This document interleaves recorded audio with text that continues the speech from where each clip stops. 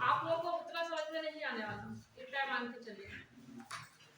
ना ही वो 1.5 घंटे की क्लास को मैं इतनी जल्दी कवर कर सकती हूँ। बेहतर होगा किसी के नोट्स ले लेना, मैंने बहुत अच्छे से समझाया है, एग्जैक्ट जो समझाया है वही लिखाया है, तो आपको दिक्कत नहीं होनी चाहिए, ठीक है।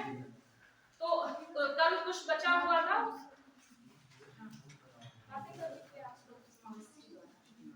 कल कुछ बचा हुआ था थोड़ा सा, वो लिख लीजिए, उसके बाद आगे की तरफ खत्म करते हैं आज की क्लास में। हमने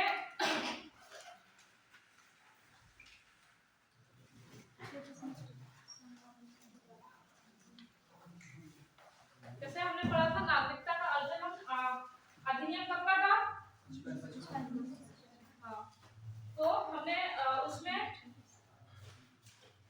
नागरिकता अधिनियम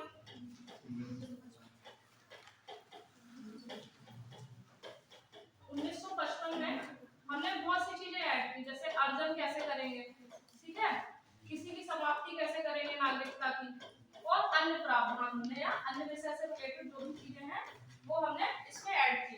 क्योंकि जब संविधान लागू हुआ था केवल हमने 4 लोगों को नागरिकता दी थी, जो मैं बार-बार बता चुकी हूँ, ठीक है। तो इसी में हमने अर्जन में कुछ चीजें पढ़ी थी। अर्जन किस बेस पे होगा?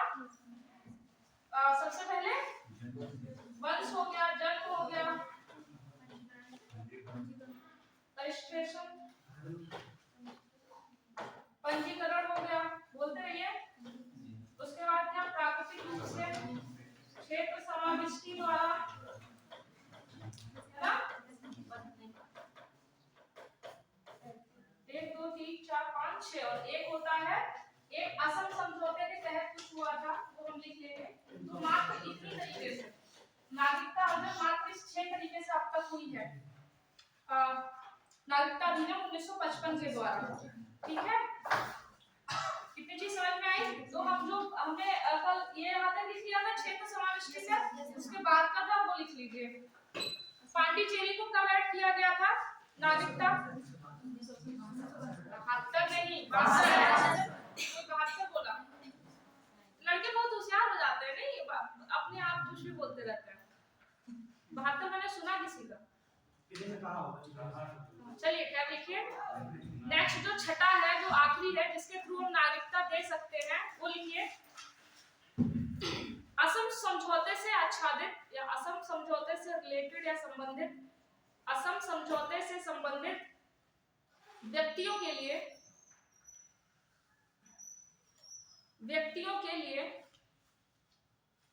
नागरिकता का विशेष प्रावधान किया गया था।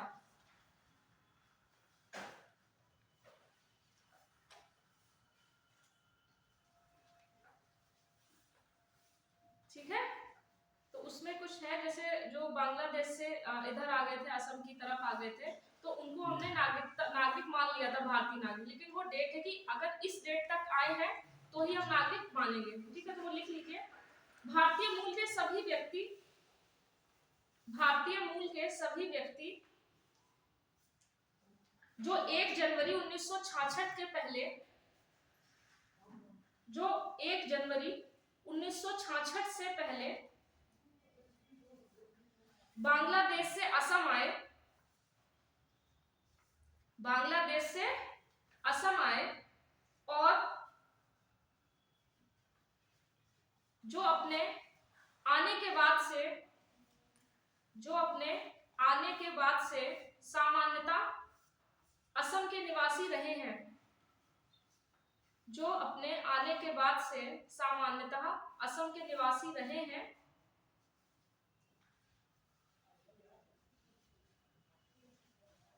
तो उन्हें भारत का नागरिक मान लिया जाएगा, ठीक है। 1 जनवरी 1966 से पहले जितने भी बांग्लादेश से असम की तरफ लोग आए हुए हैं, उनको हमने क्या मान लिया? भारत का नागरिक मान लिया। दूसरा एक और है, भारतीय मूल का प्रत्येक व्यक्ति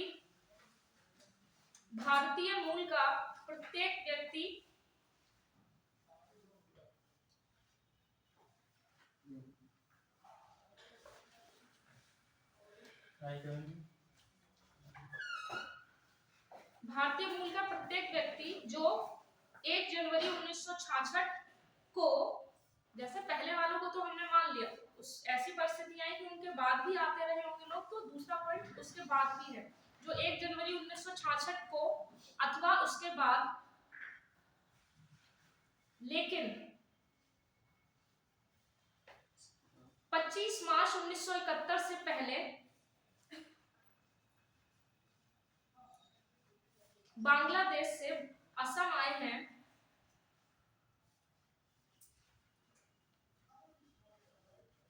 और उन्होंने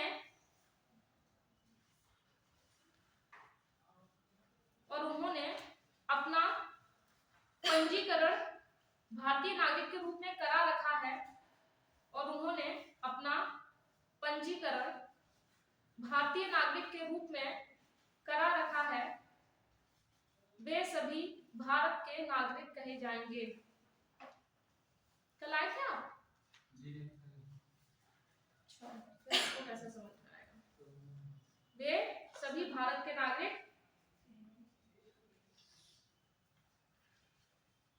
ठीक, कंफर्म। तो 6 तरीके हैं, अधिनियम 1955 के तहत हमने मात्र 6 तरीके बताए हैं, इसके अलावा कोई और 7वां तरीका नहीं है कि हम नागरिकता दे सकते हैं, ठीक है। उसके बाद हम नेक्स्ट पढ़ेंगे समाप्ति किस तरीके से करेंगे। मैडम एक मिनट,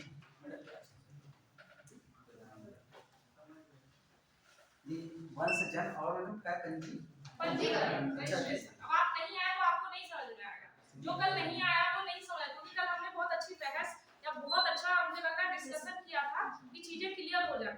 एक तो नागरिकता जो टॉपिक है बहुत कंजेस्टेड है, उसको मैंने उस समय जब था तब मैंने बहुत बार पढ़ा था, उसके बाद पढ़ाने से पहले मैंने बहुत बार पढ़ा।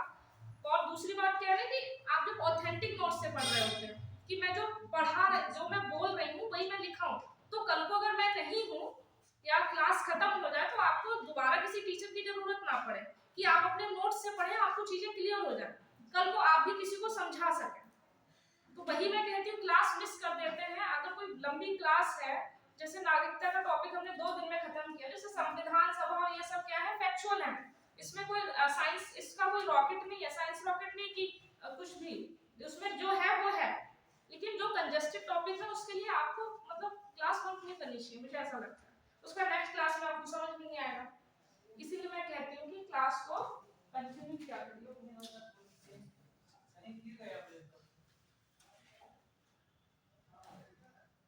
अब समाप्ति हम पढ़ते हैं कि किसके तहत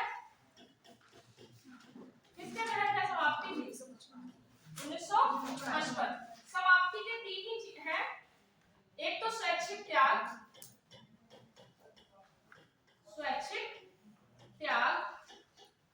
जिसका नहीं है वो नोट्स ले लेगा, नोट्स से भी समझ में आ जाएगा। दूसरा बर्खास्तगी द्वारा,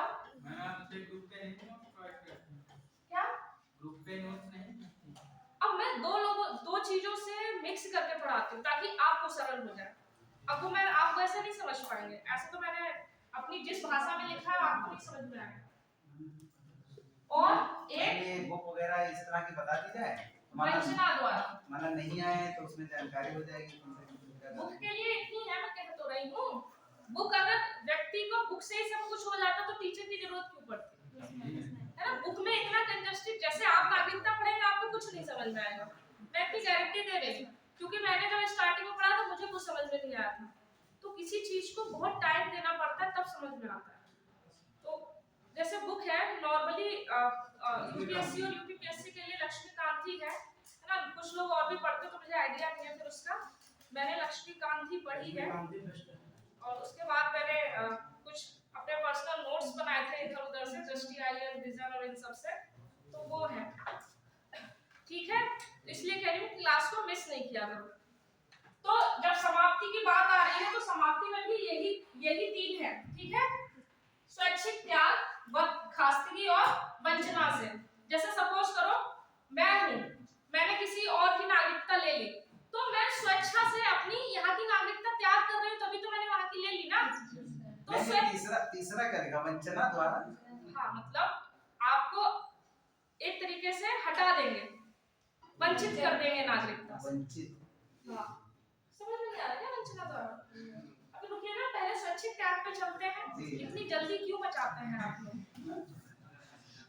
नहीं तो यार तो जानकारी तो करना ही है। अरे जानकारी से मैं इस पे आ तो रही हूँ भैया, जी इसी में ही आऊंगी ना पहले कि मैं नहीं क्लास पे चला मालूम किसी को नहीं सही और हम पूछ रहे हैं तो गलत हो रहा है। अरे तो पूछने का मैं वहां तक आए तो पहले हाँ मतलब आने तो दीजिए, जी मैम कोई बात नहीं, जी पूछना तो आराम नहीं से, ठीक है। तो स्वैच्छिक त्याग का क्या मतलब हो गया कि हाँ, स्वेच्छा से हम त्याग दें। ऐसा नहीं कि हमने कुछ ऐसा किया है, हमने कुछ वैसा किया, उसके बाद हमारी नागरिकता जाए, नहीं, हम अपनी मर्जी से होशोहवास में नागरिकता त्याग सकते हैं। होता नहीं है, बहुत से भारतीय लोग हैं जो विदेशों में रह रहे हैं, उन्हें अच्छा सैलरी पैकेज मिल रहा है। कहा भी तो जाता है कि अमेरिका के ज्यादातर साइंटिस्ट है वो कौन है, भारतीय मूल के। जब आप करंट पढ़ते होंगे तो हमेशा ऐसी चीजें आती रहती है, फलाना भारतीय मूल के, वो केवल भारतीय मूल के हैं, वो रहे वही रहे हैं। तो जो सीधी सी बात है, अमेरिका जैसा जो देश है वो बहुत मायनों में हमसे आगे है। अमेरिका हो गए, रूस हो गए, है ना, ये सारी जो देश है, तो वहां पे ज्यादातर भारतीय रह रहे हैं। जैसे कनाडा में सबसे ज्यादा पंजाबी लोग जाते हैं, है ना, तो वहां की नागरिकता ले लेते हैं, तो यहाँ की अपने आप चली जाती है। तो वो स्वैच्छिक त्याग हो गया। तो लिख लीजिए पहले ये ऐसा डायग्राम है, स्वैच्छिक त्याग को लिख लीजिए, उसके बाद हम इस पे आते हैं। बर्खास्तगी कौन करता है, बोलो, हेडिंग डाल दीजिए स्वैच्छिक त्याग।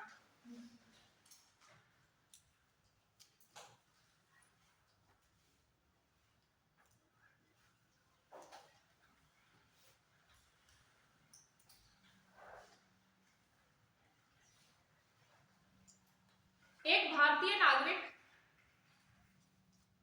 जो पूर्ण आयु और क्षमता का है, मतलब होशोहवास की बात हो रही है, ठीक है, एक भारतीय नागरिक जो पूर्ण आयु और क्षमता का है, ऐसी घोषणा के उपरांत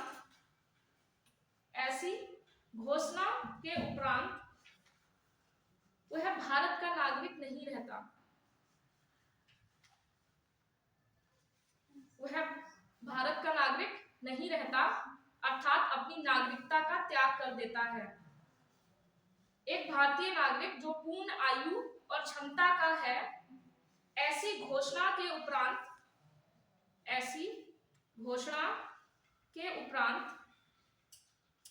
वह भारत का नागरिक नहीं रहता, अर्थात भारत की नागरिकता त्याग देता है।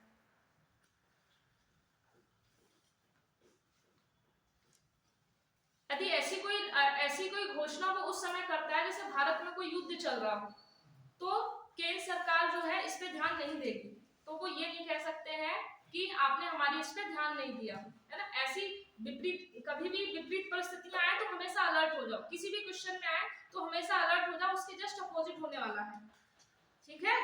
ऐसे बहुत से क्वेश्चन आते हैं यूपीएससी में स्पेशली, कि जब भी चीजें अलर्ट करने वाली आती तो वहां हमेशा मोस्टली चीजें ऐसा होती हैं कि उसके उलट होती हैं, ठीक है। तो हमें ऐसा लगता है कि हमें जो दिख रहा है एग्जैक्टली वो होता नहीं। यूपीएससी की बहुत बड़ी खासियत है, वो बहुत सरल शब्दों में आपको उलझाता है।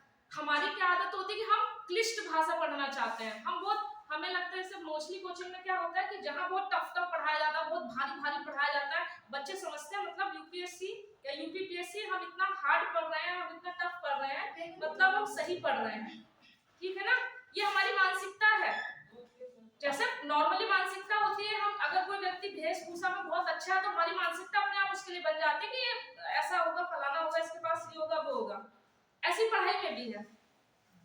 मोस्टली आपने देखी होगी, जैसे बहुत से ऐसे कोचिंग संस्थान है जो टेस्ट सीरीज को बहुत टफ बना देते हैं, बच्चे कर नहीं पाते तो बच्चों को लगता है कि मैं कर नहीं पाया, इसका मतलब यही कोचिंग सबसे बेस्ट है, इसी ने ऐसे क्वेश्चन बनाया, बाकी किसी ने नहीं बनाया। जबकि होता क्या है ना, आप कितना भी बड़ा टॉपिक हो, कुछ भी हो, आप बहुत सरल भाषा में पढ़ो, ज्यादा उलझो मत, ज्यादा इतना भी मत सोचो कि आप अपनी ही चीजों में उलझ जाओ, सीधा सा रास्ता है, उतना सोचो, उसी में आपको आंसर मिल जाएगा। इस बात को विशेष ध्यान रखना कि ज्यादा उलझने का मतलब है आपने अपने माइंड को और ज्यादा टफ कर लिया। सीधा पढ़िए, कॉन्सेप्ट पढ़िए, इसीलिए बार बार की बात आती है, जितना आप कॉन्सेप्ट पढ़ेंगे उतनी आपकी चीजें सरल होंगी।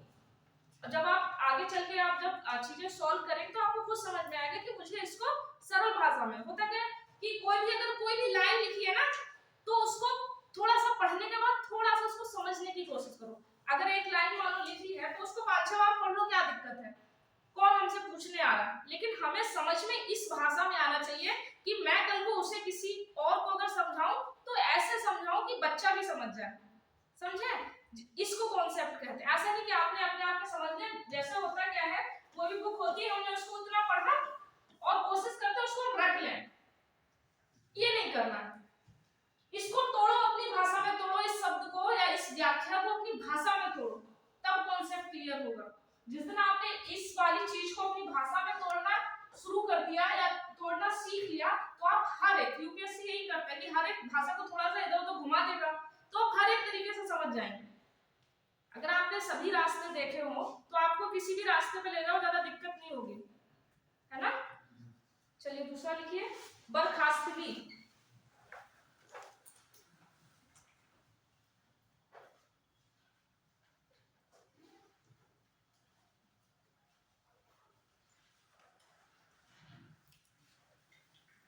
बर्खास्तगी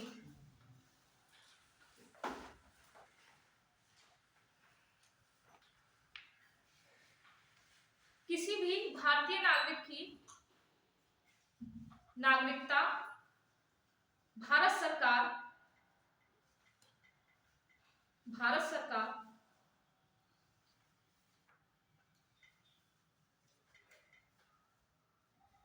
भारत सरकार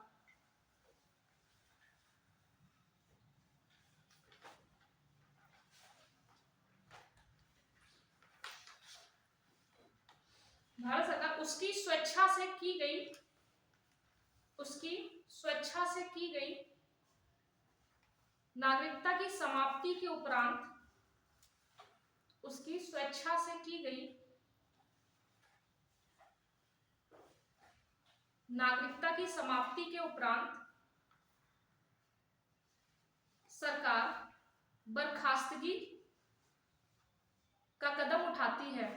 जैसे मैंने अपनी तरफ से स्वेच्छा से ले ली, उसका जो दूसरा स्टेप होगा वो किसका होगा, सरकार का। सरकार उसको बर्खास्त कर देगी। ठीक, ये दोनों मिलते जुलते हैं। स्वैच्छिक त्याग, जो स्वैच्छिक त्याग है वो व्यक्ति जो नागरिकता ले रहा है किसी अन्य देश की, वो उसके लिए है।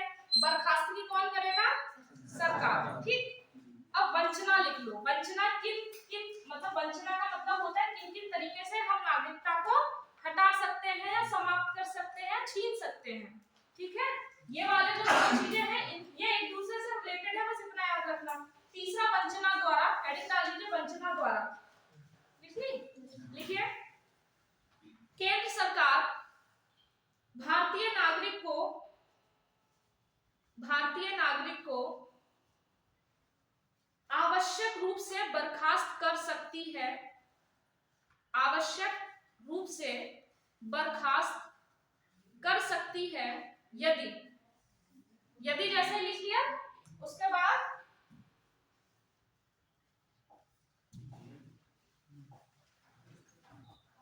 यदि के बाद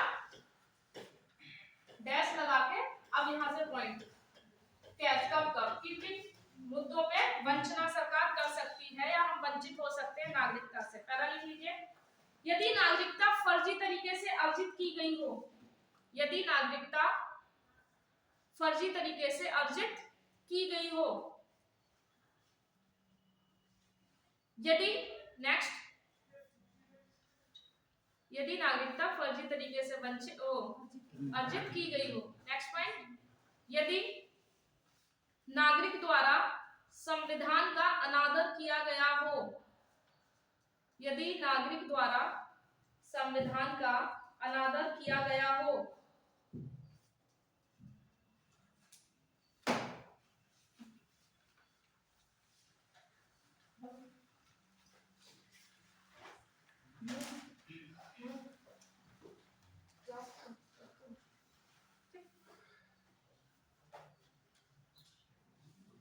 नेक्स्ट, यदि नागरिक ने युद्ध के दौरान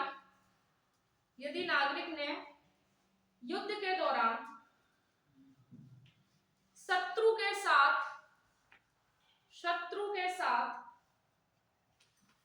गैर कानूनी रूप से संबंध स्थापित किया हो, या कोई गैर कानूनी रूप से संबंध स्थापित किया हो, या कोई राष्ट्र विरोधी सूचना दी हो, या कोई राष्ट्र विरोधी सूचना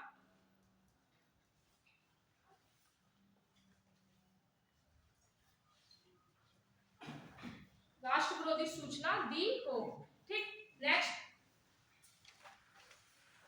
पंजीकरण या प्राकृतिक नागरिकता के दौरान, पंजीकरण या प्राकृतिक नागरिकता के दौरान 5 वर्ष के दौरान किसी नागरिक को किसी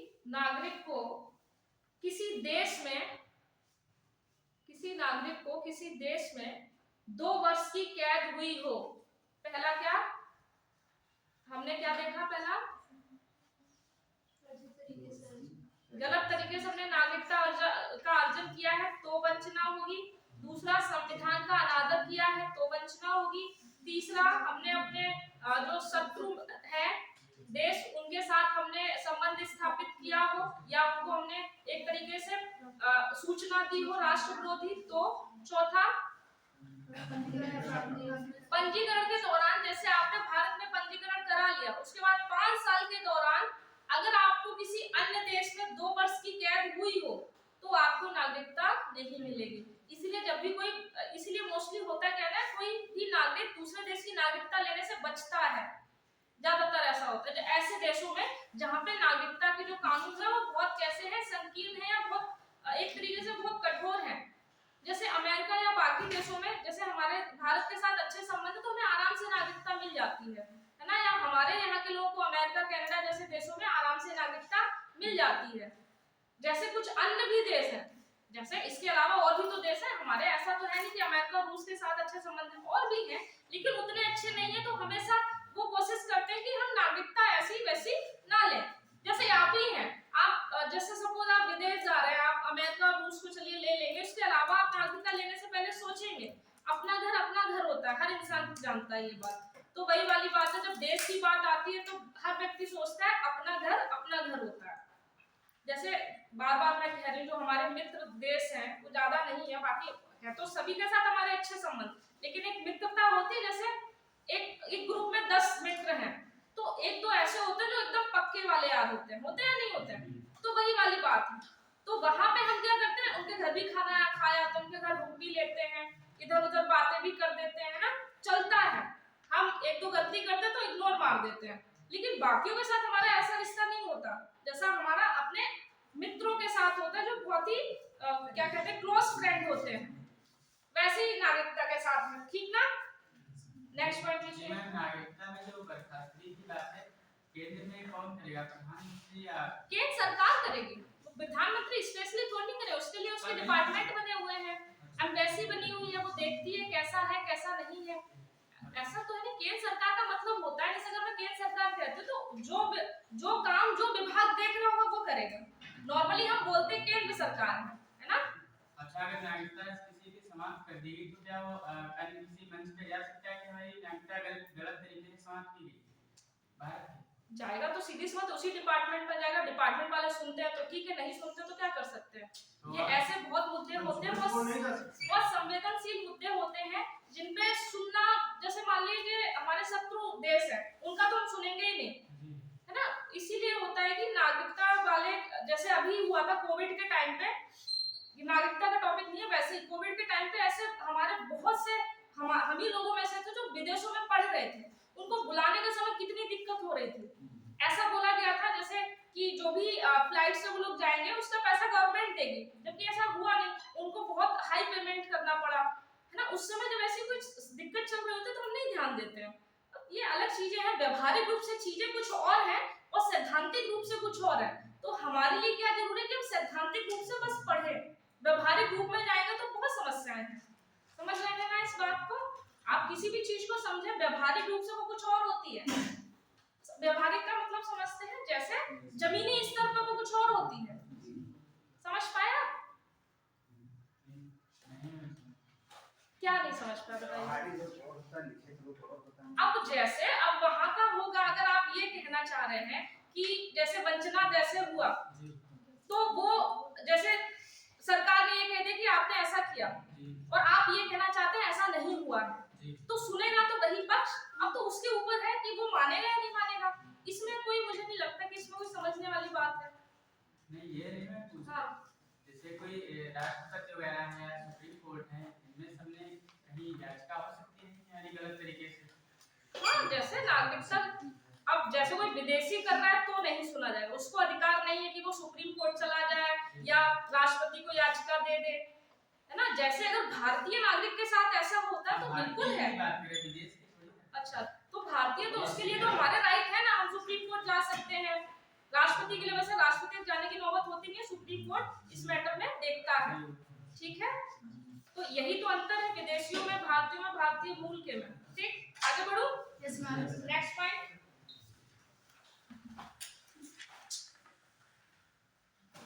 नागरिक सामान्य रूप से, ये लास्ट है, नागरिक सामान्य रूप से भारत के बाहर 7 वर्षों से लगातार रह रहा हो और इस संबंध में उसने ऐसी कोई सूचना भी ना दी हो। नागरिक सामान्य रूप से भारत के बाहर 7 वर्षों से लगातार रह रहा हो और इस संबंध में उसने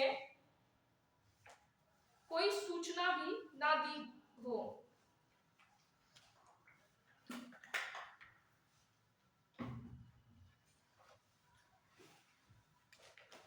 ठीक है, यही इतने पॉइंट है, इन्हीं के बेसिस पे पंचना जाएंगे।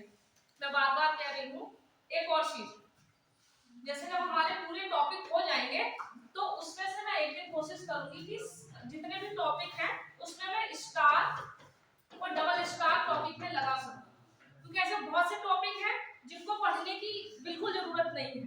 जैसे नागरिकता वाला ही है, पीछे की बात करें तो भाग और अनुच्छेद से ज्यादा कुछ नहीं आता। यूपीएससी प्रेजेंट का पूछा था, उसने पूछेगा भी तो प्रेजेंट से पूछेगा। कुछ ऐसे पोर्शन है जिनका कोई मतलब नहीं है, लेकिन चूंकि हमारे सिलेबस में तो हमको पढ़ना है, तो इस बात को जब मैं ये कहती हूँ कि आपको ये पता होना चाहिए पढ़ना क्या क्या है, तो ऐसे आपको टॉपिक डिसाइड करने पड़ेंगे कि इन्हीं टॉपिक से क्वेश्चन आ रहे हैं और मुझे इन्हीं को बार बार रिवाइज करना है।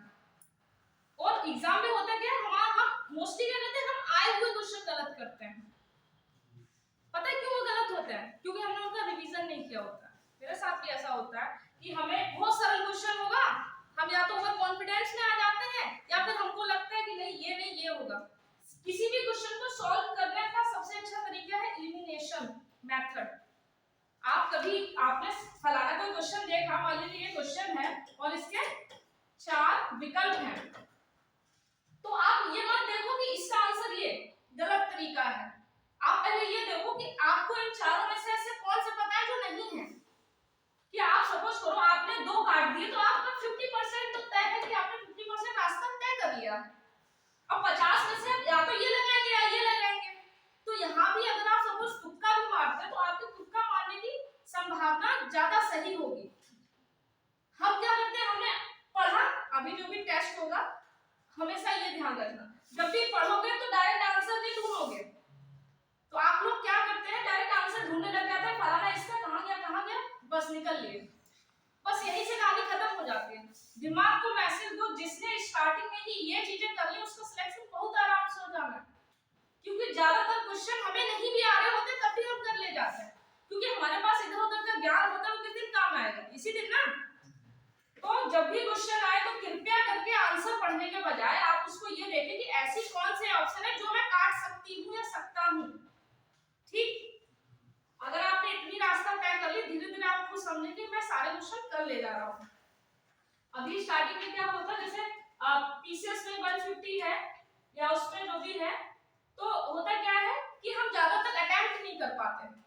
कितना अटेम्प्ट होता है, आप लोग कभी प्रैक्टिस सेट दिया पीसीएस का, कितना अटेम्प्ट कर लेते हैं आप लोग का? तो टारगेट ही होता है वो पूरा 60-65। ये पता है 60-65 क्यों होता है? 60-65 होने का ये इसका रीजन ये है कि आप केवल वो देखते हैं जो मैंने पढ़ा है।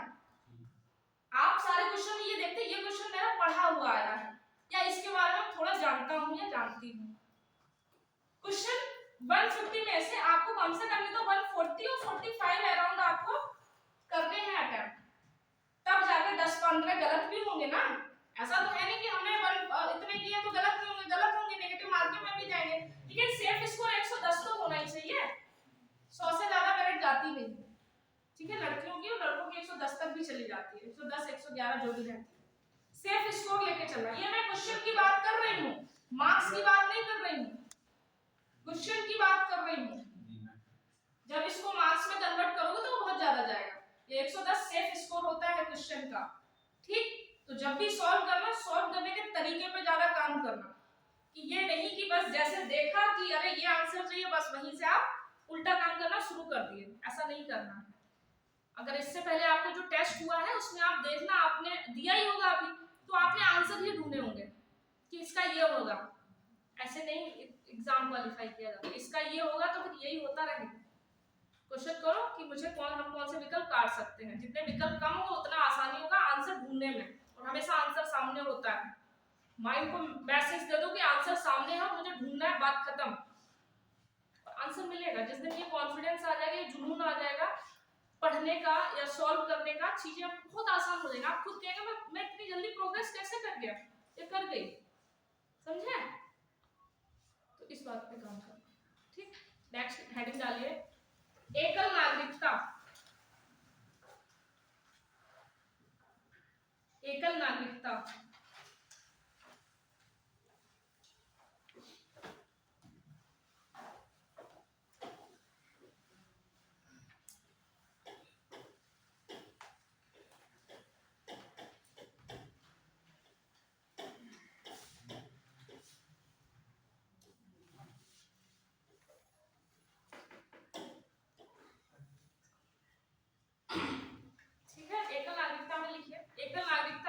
भारत एक है, हमारी एकल नागरिकता है। जैसे हर एक में केंद्र होता है, ठीक है, और कुछ राज्य होते हैं, राज्यों की भी अपनी जैसे दोहरी नागरिकता कुछ राज्यों ने, राष्ट्रों ने दे रखी है।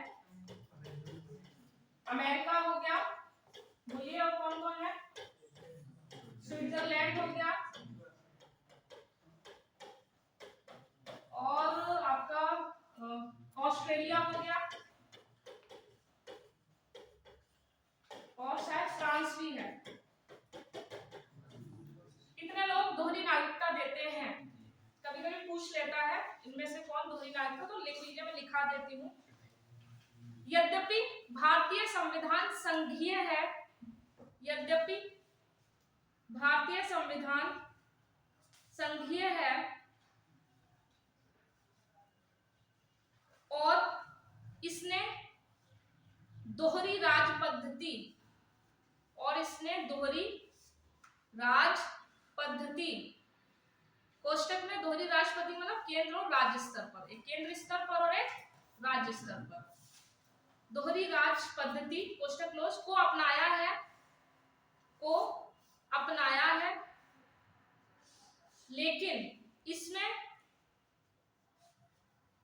केवल एकल नागरिकता की व्यवस्था की गई है, एकल नागरिकता की व्यवस्था की गई है, अर्थात भारतीय नागरिकता। ऐसा नहीं अगर हमारा दोहरी नागरिकता तो हम कहते हैं उत्तर प्रदेशीय नागरिकता, फलाना नागरिकता, ये राज्य नागरिकता। हमारी एक ही नागरिकता है, किस नाम से? भारतीय नागरिकता, ठीक। नेक्स्ट, मतलब इसी में लिखिए, यहाँ राज्यों के लिए कोई पृथक नागरिकता की व्यवस्था नहीं है,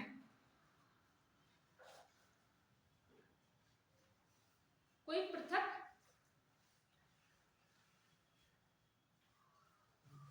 नागरिकता की व्यवस्था नहीं है। अन्य संघीय राज्यों, जैसे अन्य संघीय राज्यों, और भी ऐसे हमारे देश है जो संघीय हैं, लेकिन संघीय होने के बावजूद भी वहां की दोहरी नागरिकता है। तो लिखिए अन्य संघीय राज्यों जैसे, यहाँ राज्यों का मतलब देश से होगा, राज्यों जैसे अमेरिका, स्विट्जरलैंड, फ्रांस, ऑस्ट्रेलिया जैसे देशों में दोहरी नागरिकता का प्रावधान है। क्योंकि भाई उनका क्या है ना, उनका जैसे आप अगर पढ़े होंगे कि जैसे बात करें अमेरिका की, तो अमेरिका के जितने भी स्टेट हैं वो उससे अलग हो सकते हैं कभी भी, क्योंकि उन्होंने आपस में क्या किया था, समझौता किया था स्टार्टिंग में, है ना। सारे राज्यों ने मिलकर अमेरिका को शक्ति दी कि ये लीजिए हम आपको शक्ति देते हैं और आप हमारे यहाँ पे सारी व्यवस्थाएं बना के रखेंगे। उनका आपस में एक समझौता हुआ था। हमारे यहाँ ऐसा कोई समझौता नहीं है, क्योंकि हम बहुत अलग माइंड के हैं। अगर हमने धोखे से भी समझौता किया होता तो अभी देखो कितने राज्य अलग, हालांकि अभी देखो कितने राज्य अलग होने की मांग करते हैं।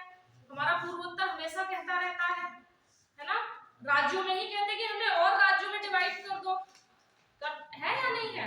तेलंगाना उसी का तो नतीजा है।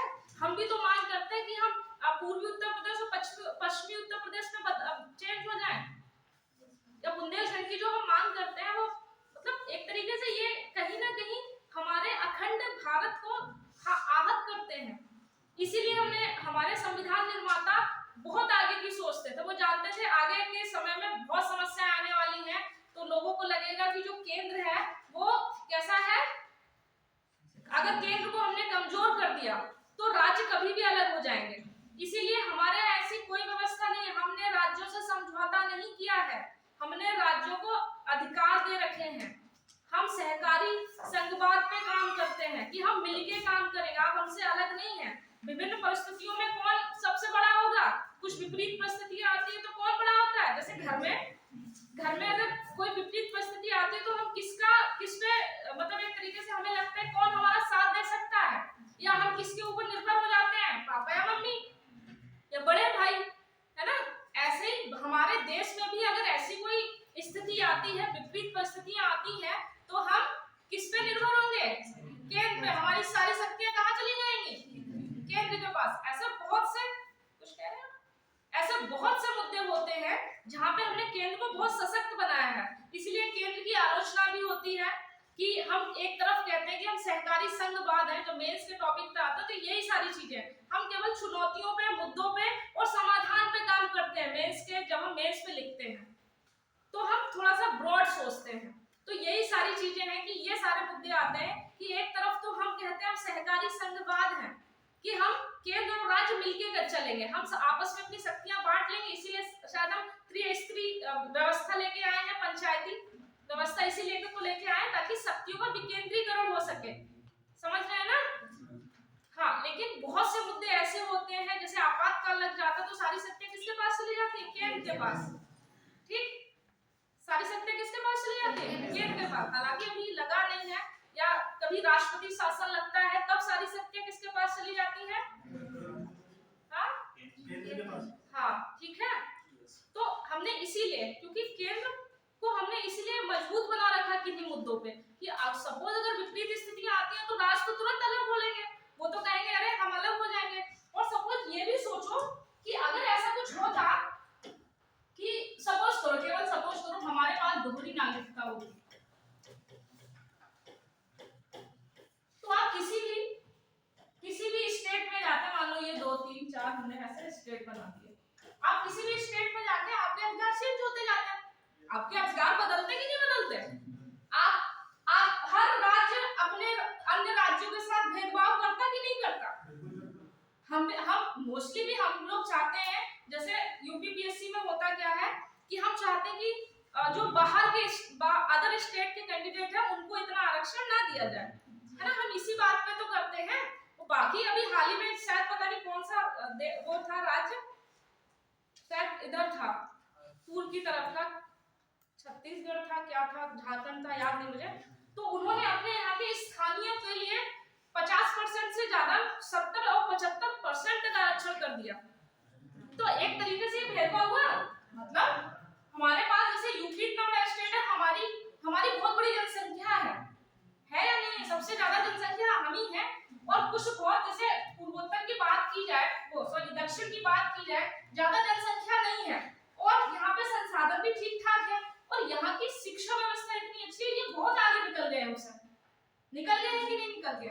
और हम अभी भी बहुत पीछे हैं। क्यों? हम गरीब देश उसमें आते हैं प्रदेशों में, यूपी हो गया, बिहार हो गया, पश्चिम बंगाल, झारखंड, ये सब गरीब राष्ट्र उसी में तो आते हैं ना, प्रांतों में, प्रदेशों में। अगर सोचो दोहरी नागरिकता होगी तो ये तो बिल्कुल अलग हो जाता है।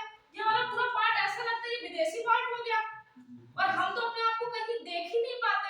कम से कम अभी हम चले तो जाते हैं, अभी भी हालांकि यूपी बिहार वाले दिल्ली में जाते हैं तो उनकी बहुत खिल्लियां उड़ती हैं, है ना?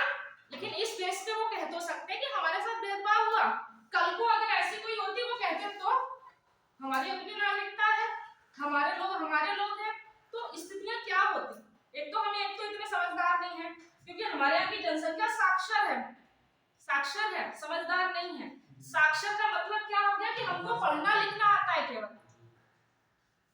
साक्षर और समझदारी और पढ़ा लिखा, ये सारे होने में बहुत अंतर है। अगर आपको एक बहुत बड़ा आंकड़ा दिखता है कि सपोज कीजिए 74 या कुछ है, अगर हम साक्षर हैं, ठीक है, तो साक्षर का मतलब हम सिर्फ पढ़े लिखे हैं, हम थोड़ा बहुत पढ़ लेते हैं, हम समझदार नहीं हैं, समझे? तो जहाँ ये स्थिति हो और वहां पे वो दोहरी नागरिकता देगी तो क्या होगा? हर दिन बवाल होते रहेंगे, हम शांति व्यवस्था हमारी पूरी भंग हो चुकी होगी, सबकी अपनी अपनी मतलब हालांकि अभी होती है, तो अभी हम कम से कम, क्योंकि हमें पता है केंद्र पे कौन है, इन सब पे कंट्रोल कौन करता है? केंद्र करता है। तो हमें ये तो पता है अगर कुछ हुआ तो हम केंद्र जा सकते हैं। राज्यों में भी डर बना रहता है कि नहीं रहता है कि अगर कुछ हुआ तो पापा के पास शिकायत चली जाएगी। भाई बहन या बच्चे आपस में लड़ते हैं तो यही तो होता है, अच्छा कि पापा से शिकायत मत करना, मम्मी से शिकायत मत करना, मार पड़ेगी। तो डर रहता है कि नहीं रहता है? तो हमें एक उसमें चलते हैं, एक सीन में चलते हैं, कहते बच्चा लाइन में चल रहा है। कब चलता है बच्चा लाइन पे? जब पापा या मम्मी सशक्त होते हैं, समझ पाए? तो दोहरी नागरिकता का हमारे यहाँ पे ऐसा कोई विकल्प नहीं है, और नहीं है वो बहुत अच्छा है। ठीक, अब लिखिए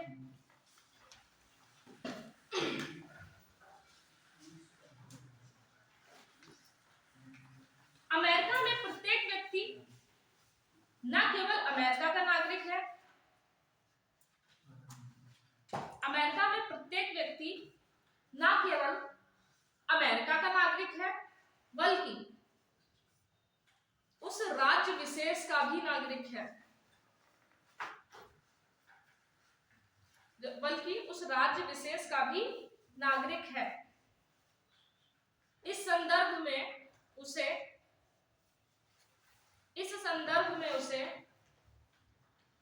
राष्ट्रीय सरकार एवं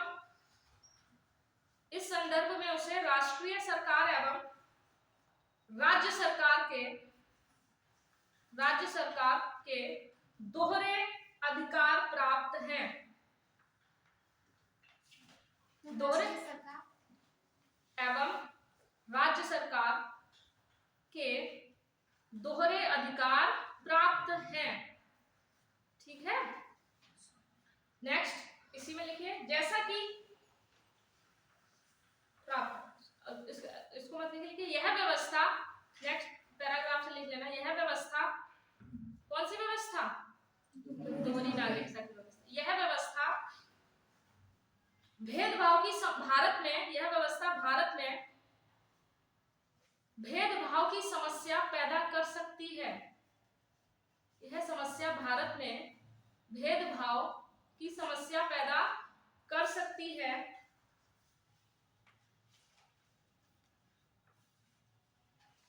यह भेदभाव सार्वजनिक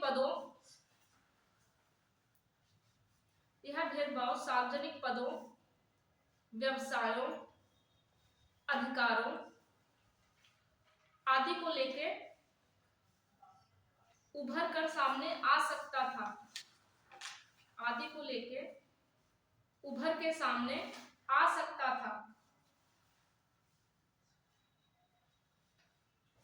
इसीलिए ऐसी समस्या को दूर करने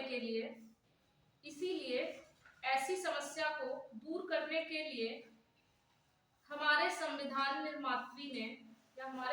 निर्माता निर्माताओं ने ऐसी समस्या को दूर करने के लिए, हमारे संविधान निर्माताओं ने भारत में एकल नागरिकता की व्यवस्था को अपनाया। भारत में एकल नागरिकता की व्यवस्था को अपनाया। पैराग्राफ 6, भारत में सभी नागरिकों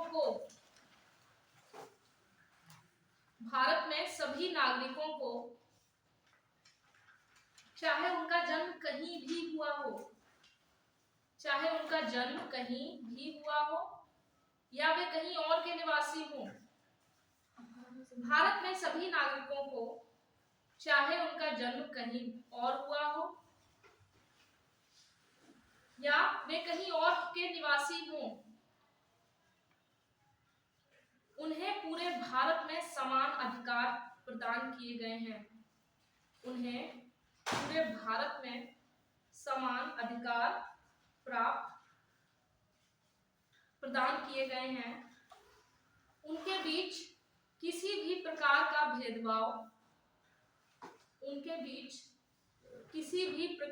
भेदभाव नहीं किया जा सकता। ठीक, बस।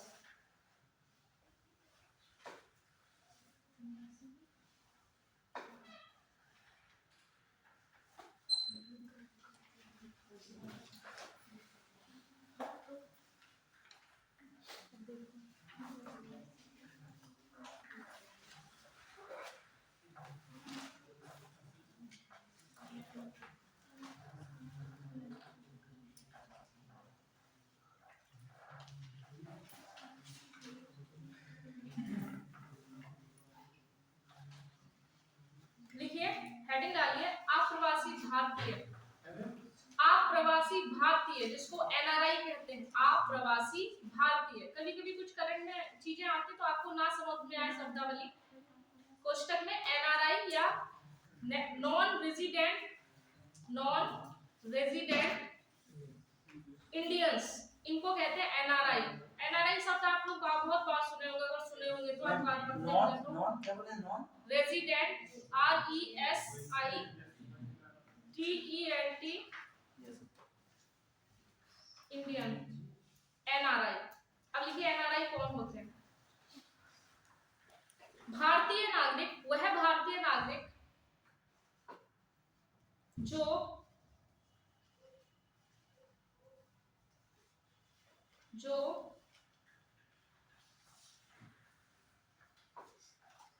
जो भारत साधारणता या सामान्यता,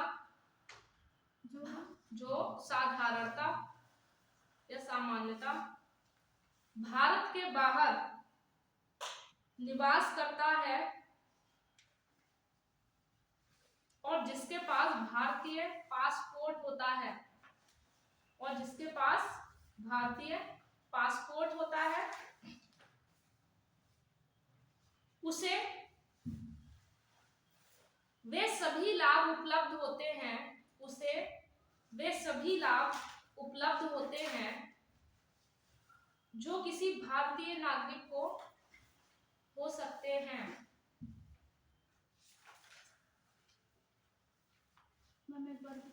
उसे वे सभी लाभ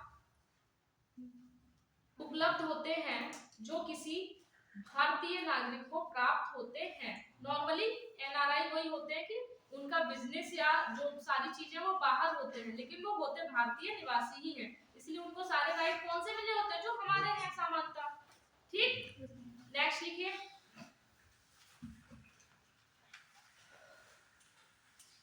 अब आता है भारतीय मूल के व्यक्ति। भारतीय मूल के व्यक्ति,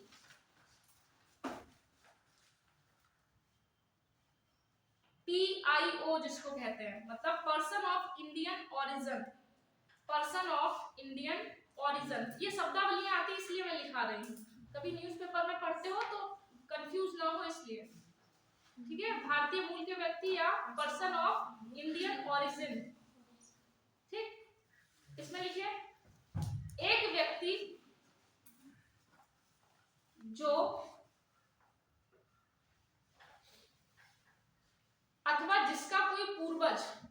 अथवा जिसका कोई छूट गया है, कहीं छूट गया है, अथवा जिसका कोई पूर्वज भारतीय नागरिक रहा हो लेकिन वह स्वयं अन्य देश की नागरिकता धारण किए हो, अन्य देश की नागरिकता धारण किए हो, उसके पास विदेशी पासपोर्ट होता है, उसके पास विदेशी पासपोर्ट होता है।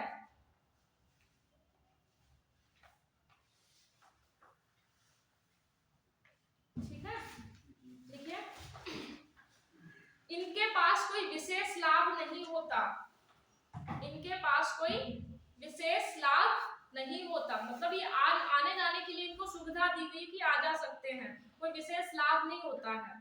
ठीक, फिर इसमें और लिखिए, हाँ, नागरिकता अधिनियम 1955 के अनुसार, नागरिकता अधिनियम 1955 के अनुसार उसे आवेदन करने की तिथि से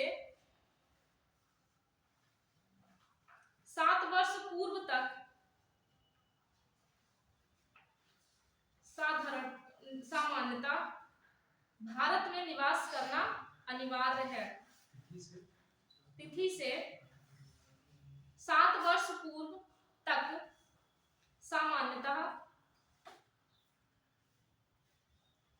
भारत में निवास करना अनिवार्य है।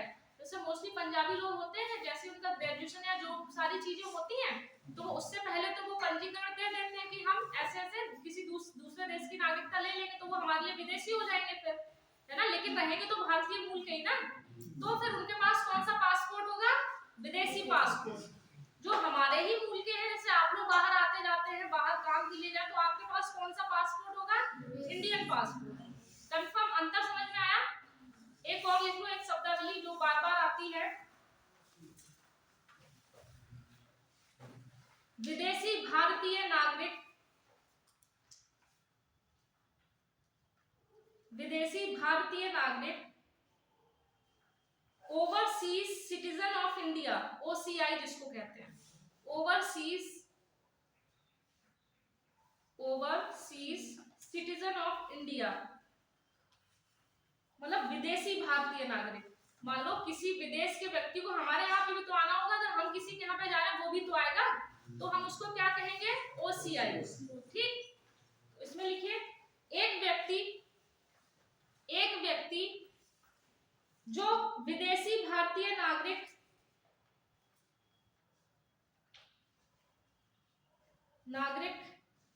कार्ड होल्डर हो और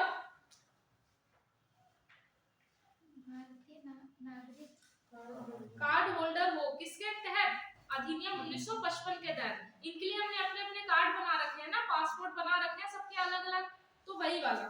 ठीक, कार्ड होल्डर हो नागरिकता अधिनियम 1955 के तहत, इन्हें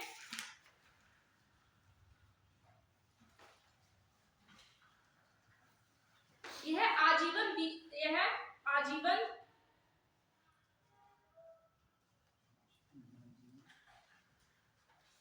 मतलब ये जो लोग होते हैं वो आजीवन वीजा भारत आने के लिए प्रदान किया जाता है, भारत आने के लिए प्रदान किया जाता है।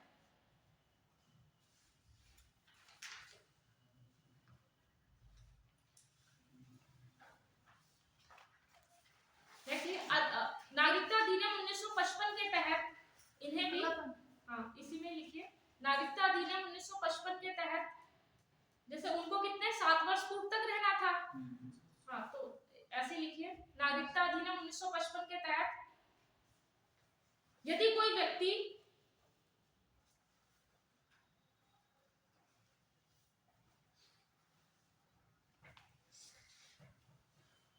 ओसीआई के तहत पंजीकृत रहता है तो उसे पंजीकृत रहता है तो उसे पंजीकरण के पहले लगातार 12 महीने तक भारत में निवास करना होता है। भर दे रहा था आपकी,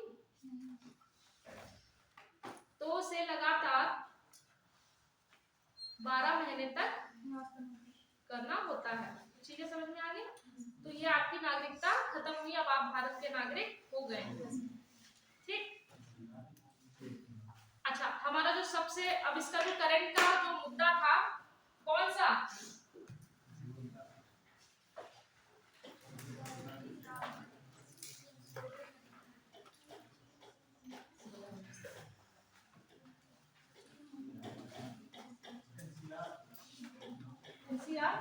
CAA भूल गए क्या?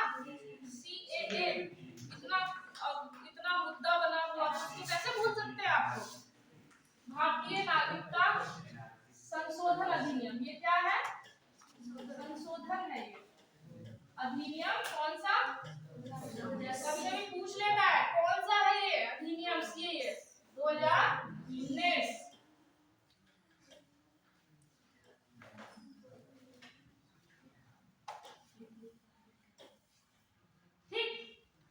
अच्छा, इसमें किस को क्या पता है? पहले आप लोग का देखते हैं क्या जानकारी है। कुछ पता है इसके विषय में? बताइए, जिसको जो पता हो बताइए। अरे कुछ तो पता, ऐसे कैसे पॉसिबल हो सकता है? अखबार तो पढ़ते ही होंगे, कुछ तो पता होगा। बांग्लादेश और म्यांमार और नहीं, म्यांमार नहीं। बोलिए, फिर भी कुछ तो पता है, ये अच्छी बात है। बांग्लादेश और नेपाल, बोलिए। कंट्रीज के जो मुस्लिम्स को छोड़ के और जो धर्म के लोग हैं वो भारत में जो आए हैं उनको नागरिकता देने की बात कही गई है। थोड़ा बहुत सही है, थोड़ा बहुत गलत है, हम देख लेंगे। और किसी को कुछ इस विषय में? किसी का फोन बज रहा है क्या? और किसी को कल जबकि मैंने इसके विषय में थोड़ा बताया था, कहाँ ध्यान रखते हैं आप लोग? पहले इसको समझ लीजिए, ठीक है? तो उसके बाद हम चर्चा भी करेंगे, तो आपको ये तो पता होगा कि किस वे में चर्चा करनी है। पता चला आप कहीं और निकल गए तो कहीं और नहीं निकलिए। जितना एग्जाम से रिलेटेड पूछा जाए या जितना सही है उस पे हम बाद में बात करें, ठीक है? अब आप इसके तहत कुछ भी पूछे तो वो कोई मतलब नहीं हुआ, ठीक?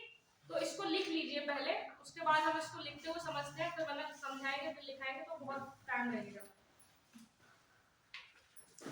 इसका जो उद्देश्य लिखिए, सबसे पहला उद्देश्य, पहले ये हेडिंग डाल लीजिए। इसका उद्देश्य क्या है? कोई भी अधिनियम आता है उसके कुछ उद्देश्य होते हैं। अगर आपको उद्देश्य पता है तो फिर आपसे कोई कुछ भी कहे तो आप उसको बता सकेंगे, नहीं भैया ऐसा नहीं है, ठीक ना? लिखिए, बांग्लादेश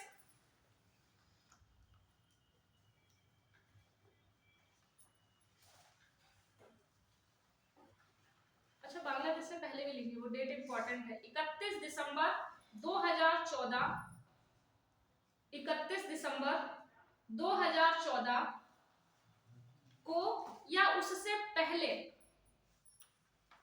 ये डेट बहुत इंपॉर्टेंट है।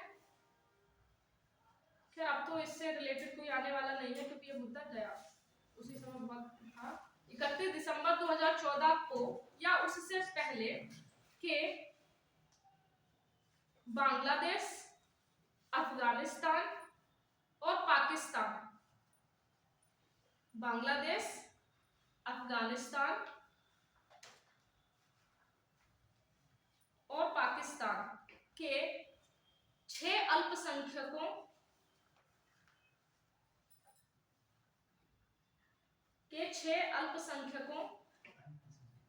अल्पसंख्यक समुदायों, जैसे वो अल्पसंख्यक समुदाय लिख लीजिए, हिंदू,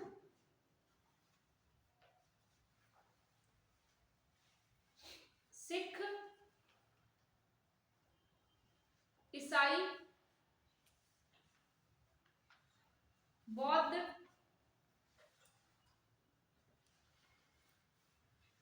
जैन एवं पारसी,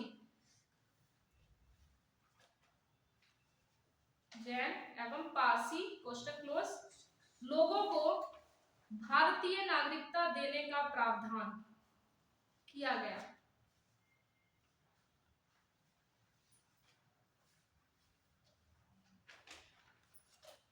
यह 12 दिसंबर 2019 को, यह 12 दिसंबर 2019 को लाया गया, जिसे पूरे देश में, ये डेट्स इंपॉर्टेंट है तीनों, जिसे पूरे देश में 10 जनवरी 2020 से लागू कर दिया गया था। यह 12 दिसंबर 2019 को लाया गया था, जिसे 10 जनवरी 2020 को लागू कर दिया गया था।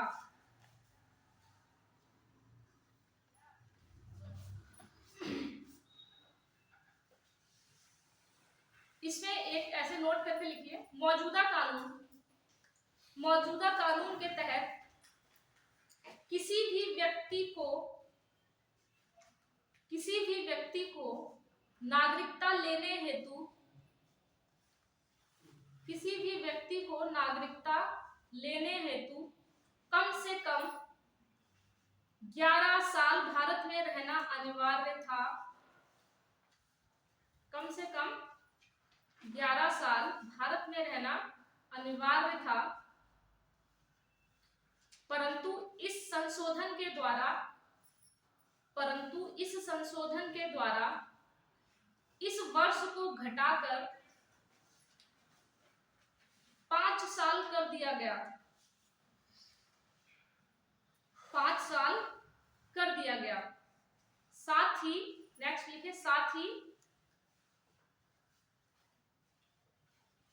प्रावधानों को जोड़ने के लिए विदेशी अधिनियम 1946,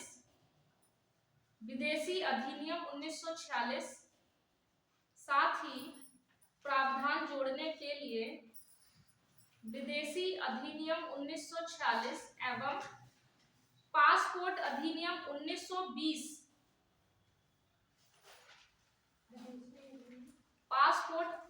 कौन सा अधिनियम? विदेशी अधिनियम 1946 एवं पासपोर्ट अधिनियम 1920 के तहत भी कुछ छूट प्रदान की गई।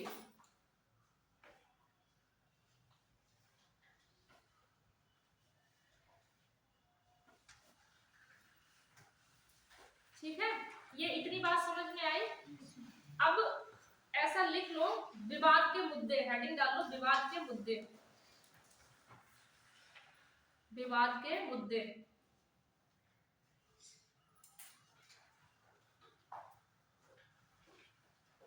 पहला, धर्मनिरपेक्ष राज्य होने के बावजूद धर्मों में भेदभाव कैसा? Question mark. ठीक है, ये चुनौतियां हैं या ये विवाद है? Question mark. दूसरा,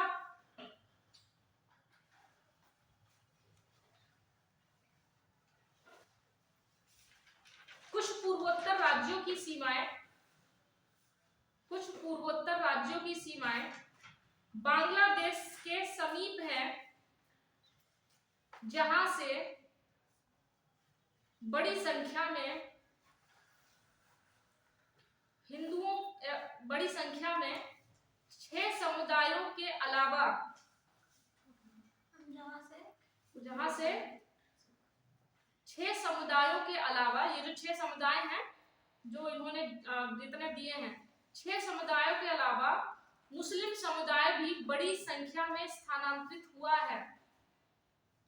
मुस्लिम समुदाय भी बड़ी संख्या में स्थानांतरित हुआ है। नेक्स्ट विवाद, एनआरसी, अभी बताती हूँ एनआरसी क्या है। नेशनल सिटीजन रजिस्टर, क्वेश्चन में लिख लो, नेशनल सिटीजन रजिस्टर,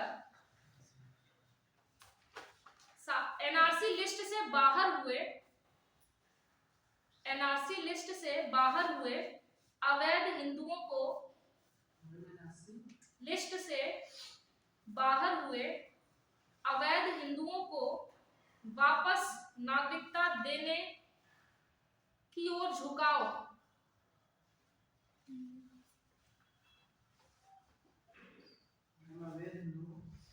अवैध हिंदुओं को वापस नागरिकता देने की ओर झुकाव। ठीक, अब एनआरसी थोड़ा सा लिख लो, है क्या, छोटा सा एनआरसी लिखो। एनआरसी एक प्रकार का भारतीय नागरिक, एनआरसी लिखो। एनआरसी क्या है? यह भारतीय नागरिकों की एक लिस्ट है, यह भारतीय नागरिकों की एक लिस्ट है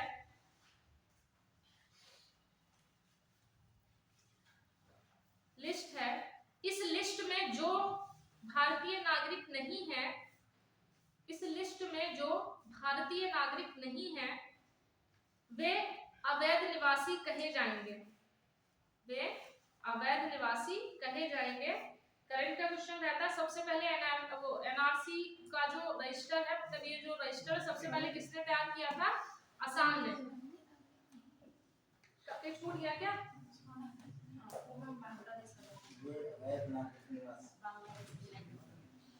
बांग्लादेश वाला क्या? बांग्लादेश से समीप है, समीप है। फिर आगे जहाँ से देख लो, मैंने वो उसी समय सोच समझ के बोल दिया, हो गया। ठीक है, तो एनआरसी, उसके बाद इसमें लिखिए असम पहला राज्य था जिसने 1951 में, इसी में नोट करके लिख लीजिए, पूछ लेता है एनआरसी मतलब जो भारतीय नागरिक रजिस्टर है वो सबसे पहले किसने तैयार किया? तो असम था सर। असम पहला राज्य था जिसने 1951 में भारतीय नागरिक रजिस्टर तैयार किया था, भारतीय नागरिक रजिस्टर एनआरसी तैयार किया था। अब नेक्स्ट विवाद का मुद्दा एक और था, समानता का उल्लंघन, समानता का उल्लंघन, आर्टिकल 14। नेक्स्ट विवाद का मुद्दा, अन्य शरणार्थी जैसे श्रीलंका, म्यांमार, अन्य शरणार्थी जैसे श्रीलंका, म्यांमार आदि से आए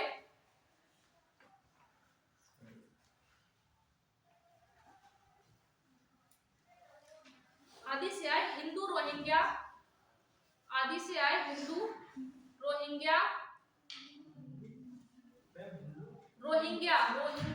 समुदाय, तो म्यांमार से जल्दी तरफ आया था।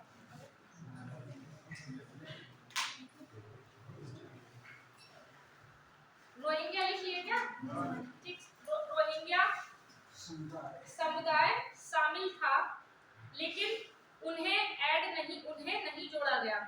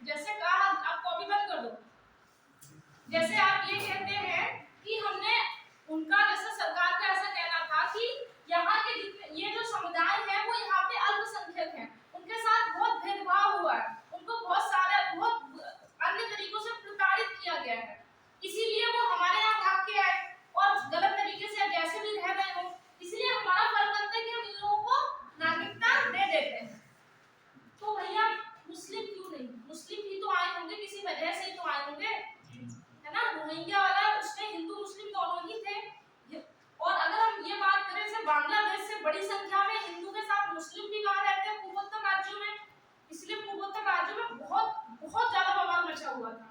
क्यों? आपने एक तो आप ये कह रहे हैं कि आपने 3 ही देश लिए, अगर आप देश लेते हैं तो फिर आपको म्यांमार भी लेना चाहिए था, नेपाल भी लेना चाहिए था, वहां पे भी तो ये अल्पसंख्यक हैं। आप अगर ये कह रहे हैं कि अल्पसंख्यक हैं, इनके साथ प्रताड़ना हुई है, इनको प्रताड़ित किया जाता था उन देशों में, इसलिए हमने इनको यहाँ नागरिकता दे रहे हैं ताकि ये आराम से जी सके, एक नागरिक होकर अपना जीवन बिता सके, ये बात थी। तो मुद्दा ये था कि आपने इन देशों को क्यों नहीं लिया?